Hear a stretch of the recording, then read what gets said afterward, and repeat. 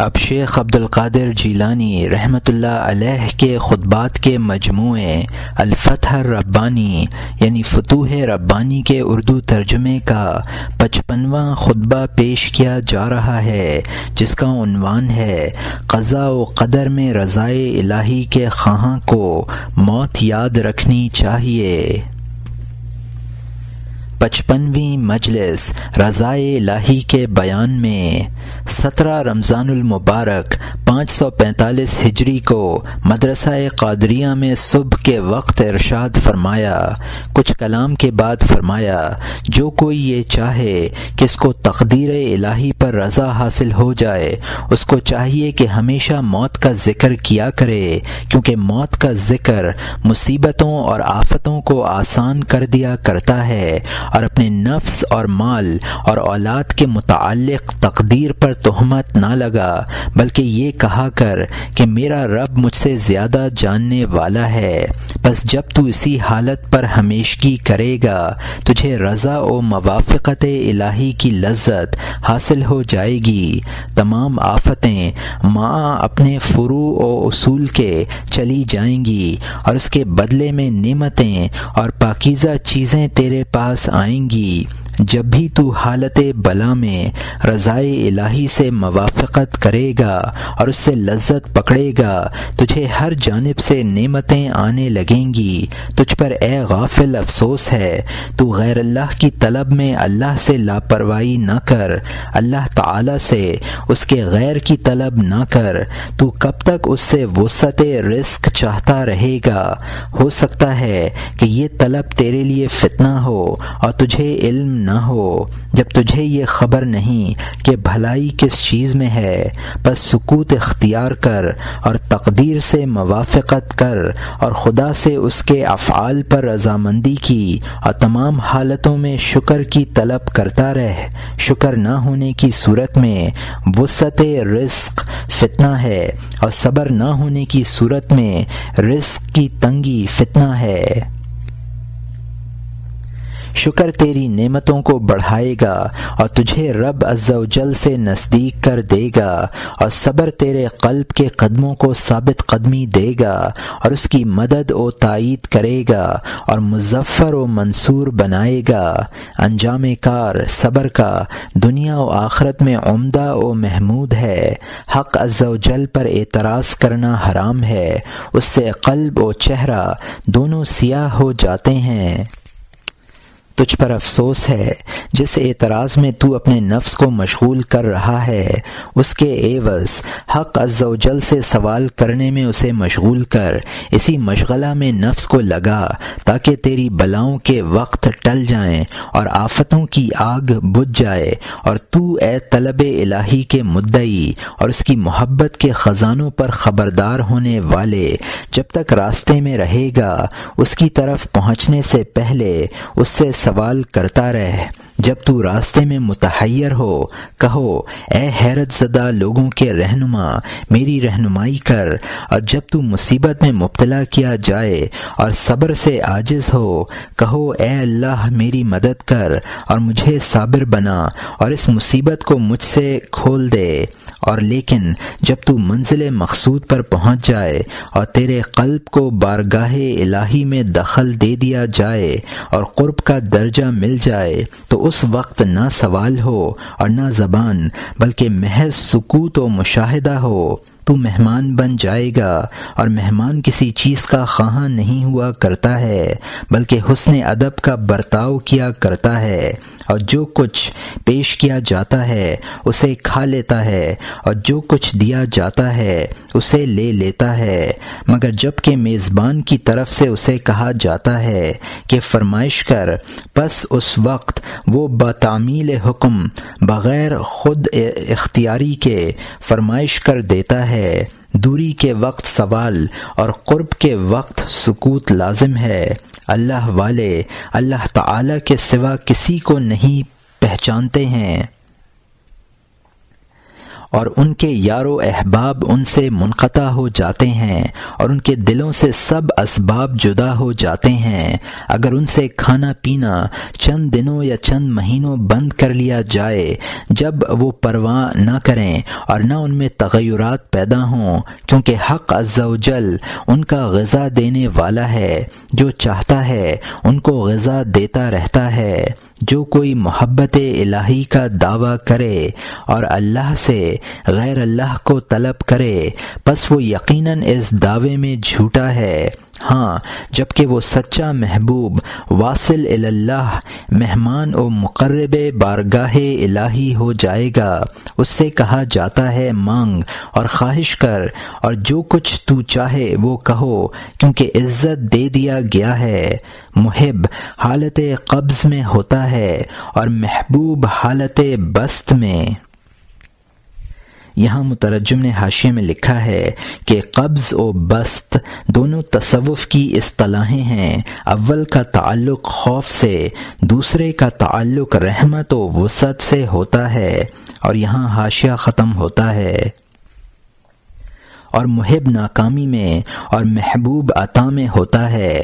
جب تک بندہ محب بنا رہتا ہے، پس وہ حیرت، شکستگی اور پراگندگی میں اور گزر اوقات کے لیے فکر معاش میں رہتا ہے۔ اس کے بعد جب حالت پلٹتی ہے اور وہ محبوب بن جاتا ہے تو اس کے حق میں معاملہ پلٹا جاتا ہے۔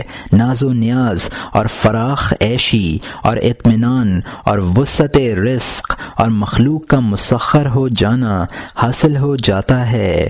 یہ کل اس کے صبر اور حالت محبت میں ثابت قدمی کی برکت کا نتیجہ ہوتا ہے۔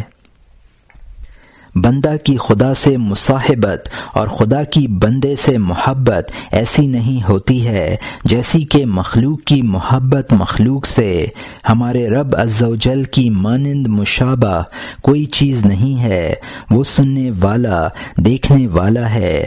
اس نے مثالیں تو آدمیوں کے واسطے بیان فرمائی ہیں، تم اس سے فہم و دانش اور اس کی معیت میں خوش دلی کو طلب کرو، پس بتحقیق وہ جس کے لیے چاہتا ہے خوش دلی کو وسیع کر دیتا ہے، دلوں رزقوں کو جس کے لیے چاہتا ہے بڑھاتا رہتا ہے۔ اولیاء اللہ میں سے ہر ایک کے قلب میں تمام آسمان و زمین والوں کی گنجائش ہوا کرتی ہے۔ ان کا قلب مثل عصائے موسوی کے ہو جاتا ہے۔ علیہم السلام، حضرت موسیٰ علیہ السلام کا عصا ابتدا حال میں حکمت تھا، بعدہ سراپا قدرت بن گیا تھا۔ وہی عصا جبکہ موسیٰ علیہ السلام اپنے توشے کو نہ اٹھا سکتے تھے، اس کا حال بن جاتا تھا اور وہی عصا آپ کی سواری بن جاتا تھا جبکہ آپ چلنے سے عاجز ہو جاتے تھے، اور آپ کے بیٹھنے اور سونے کی حالت میں وہی عصا تکلیف دہ چیزوں کو دفع کرتا رہتا تھا، اور وہی بوقت ضرورت درخت بن کر آپ کے لیے ہر قسم کے پھل پیش کر دیتا تھا، اور جب آپ بیٹھا کرتے تھے تو آپ پر سایہ کر لیتا تھا۔ اللہ تعالی نے عصا میں ان کو اپنی قدرت کا ملاحظہ کرا کر بواسطہ عصا کے اپنی قدرت سے موسیٰ علیہ السلام کو مانوس بنا لیا اور ان سے کلام فرمایا اور ان پر احکام جاری کیے۔ ارشاد فرمایا، اے موسیٰ تیرے ہاتھ میں کیا ہے؟ جواب دیا، وہ میرا عصا ہے جس پر میں تکیہ لگایا کرتا ہوں اور اس سے اپنی بکریوں کے لیے پتے جھاڑ لیتا ہوں، اور اس میں میرے لیے دوسری ضروریات بھی ہیں۔ پس ارشاد الہی ہوا، اے موسیٰ ذرا اس کو ہاتھ سے ڈال دو۔ پس اس وقت عصا کو ہاتھ سے گرا دیا، اس وقت وہ بڑا اژدہا بن گیا۔ پس موسیٰ علیہ السلام اس سے ڈر کر بھاگنے لگے۔ تب ارشاد الہی ہوا کہ اے موسیٰ اس کو ہاتھ میں لے اور ڈر مت۔ اس سے مقصود یہ تھا کہ موسیٰ علیہ السلام کو قدرت پر خبردار کر دیا جائے تاکہ وہ نگاہ موسوی میں حکومت فرعون کو ذلیل کر دے اور ان کو فرعون اور اس کے لشکر سے لڑنا سکھا دے۔ اللہ تعالی نے موسیٰ علیہ السلام کو فرعونیوں کے قتال کے لیے آمادہ کر دیا اور ان کو خرق عادات پر مطلع کر دیا، اور ابتدائے امر میں قلب و سینہ کی تنگی تھی، پھر رب العزت نے اس کے قلب و سینہ میں وسعت دے دی اور ان کو شجاعت و ثابت قدمی عطا فرما دی اور ان کے ہاتھ میں قدرت رکھ دی، ان کو حکم و نبوت و علم عطا کر دیا۔ اے جاہل، جس کی قدرت ایسی ہو، کیا وہ بھلا دینے اور نافرمانی کے قابل ہے؟ تو اسے نہ بھلا جو کہ تجھے نہیں بھلاتا، اور تو اس سے غافل نہ ہو جو کہ تجھ سے غفلت نہیں فرماتا ہے۔ موت کو یاد کیے جا، کیونکہ ملک الموت روحوں پر مسلط کر دیے گئے ہیں۔ تیرا اسباب اور تیرا مال اور جو کچھ بھی تیری ملکیت میں ہے تجھے دھوکے میں نہ ڈال دے، ان قریب یہ سب تجھ سے لے لیا جائے گا، اور تو اپنی قصورواری اور ان ایام کی فضولیات میں ضائع کر دینے کو یاد کر کے نادم و شرمندہ ہوگا۔ اس وقت کی ندامت تجھے کچھ نفع نہ دے گی، ان قریب تو مرے گا اور میرے واعظ و نصیحت کو یاد کرے گا اور اپنی قبر میں تمنا کرے گا کہ تو میرے پاس ہی ہوتا اور میرے واعظ کو مجھ سے سنتا۔ تو اس بات کی کوشش کر کہ تو میرے قول کو قبول کرے اور اس پر عمل کرے تاکہ تو دنیا و آخرت میں میرے ساتھ رہے۔ تو میرے ساتھ حسن ظن رکھ تاکہ تجھ کو میرا قول نفع دے۔ دوسروں کے ساتھ تو نیک گمان رکھ اور اپنے نفس سے بدگمان رہ۔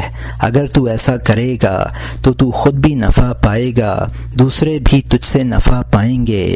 جب تک تو غیر اللہ کی معیت میں رہے گا بس تو رنج و غم اور شرک و گناہ میں مبتلا رہے گا۔ تو دل سے مخلوق سے علیحدہ ہو جا اور حق عز و جل سے مل جا۔ اس حالت میں تو وہ دیکھے گا جو کہ نہ آنکھ نے دیکھا ہے اور نہ کانوں سے سنا ہے، اور جو نہ کسی انسان کے قلب میں خطرہ بن کر گزرا ہے۔ جس حالت میں کہ تو ہے یہ تو درست و تمام ہی نہیں، ریا پر مبنی ہے، کیونکہ اس کی بنیاد سست و کمزور ہے، مضبوط نہیں، وہ تو گر جانے والی ہے۔ تو نے تو اونچے ٹیلا پر عمارت بنا رکھی ہے۔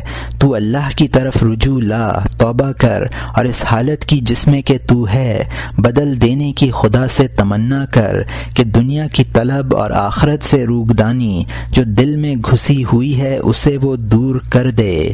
تجھ پر افسوس ہے، خدا نے تیرے لیے محتاجی کو پسند کیا ہے اور تو اس سے امیری طلب کرتا ہے۔ کیا تو نے نہ جانا کہ وہ جسے تیرے لیے پسند کرتا ہے تو اس کو ناپسند کر رہا ہے؟ تو خدا کے پسند کی ہوئی چیز کو ناپسند ٹھہرا رہا ہے۔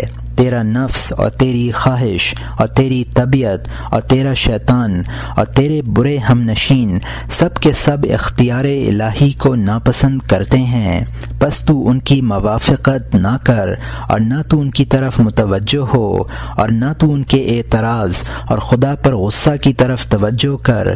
تو قلب و باطن کے حکم کو فقط سنا کر، کیونکہ یہ دونوں خیر کا حکم دیتے ہیں اور شر سے روکتے ہیں۔ تو اپنی محتاجی پر راضی رہ، کیونکہ اس پر تیری رضامندی وہی بعینہ امیری و دولت ہے۔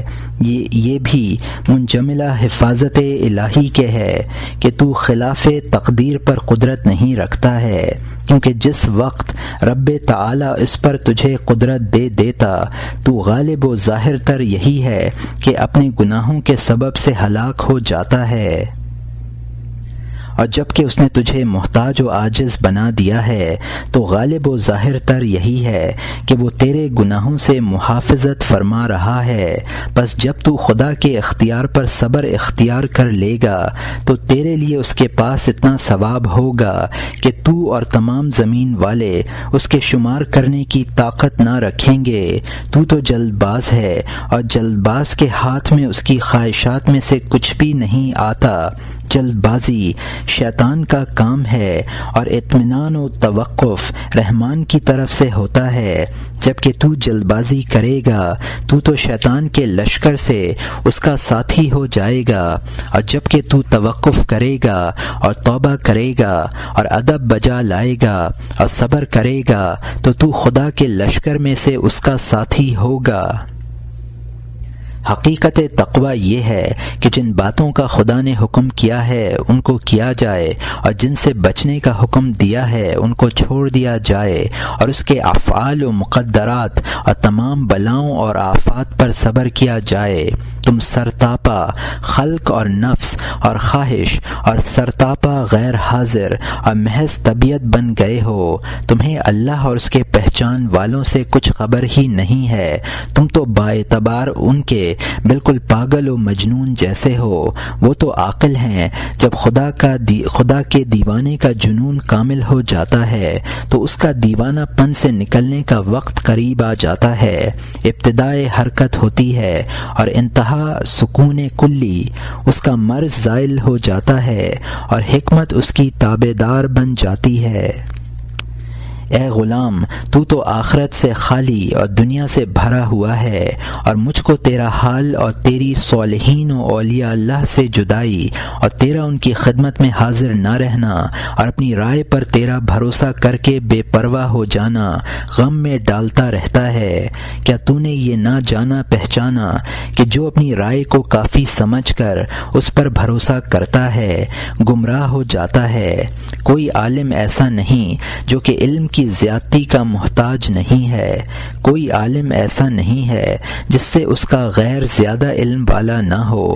اللہ عز و جل کا ارشاد ہے، وما اوتیتم الآیہ، تمہیں تو بہت تھوڑا سا علم دیا گیا ہے۔ تو جمہور کی اتباع کو لازم پکڑ، تو بڑی جماعت سے علیحدہ نہ ہو، تو شہرائے اعظم کو پکڑے رہو، تو شریعت کی تابع داری کر اور اس سے جدا نہ ہو، تو اللہ تعالی تک رسائی ہوگی۔ تم سب اتباع کرو اور بدعت کے راستے نہ نکالو، بس تم یقیناً مقصود پالو گے۔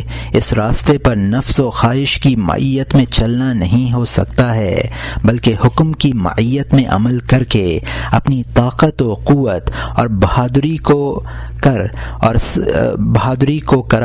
اور سر تسلیم جھکا کر اور سرافگندگی اختیار کر کے، جلد بازی چھوڑ کر آہستگی اختیار کر کے یہ راستہ طے ہو سکتا ہے۔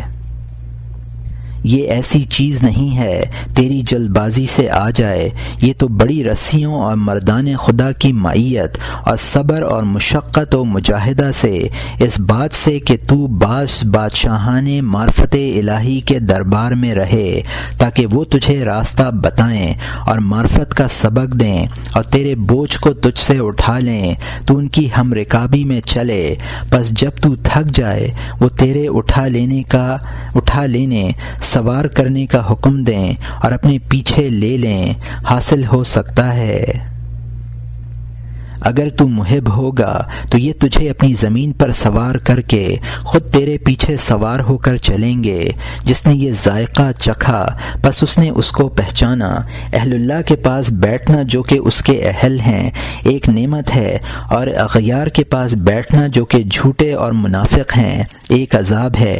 تو اللہ کے واسطے مراقبہ اور اپنے نفس سے ان چیزوں کا مطالبہ جو کہ اس پر حقوق الہی اور حقوق العباد سے واجب ہیں لازم پکڑ۔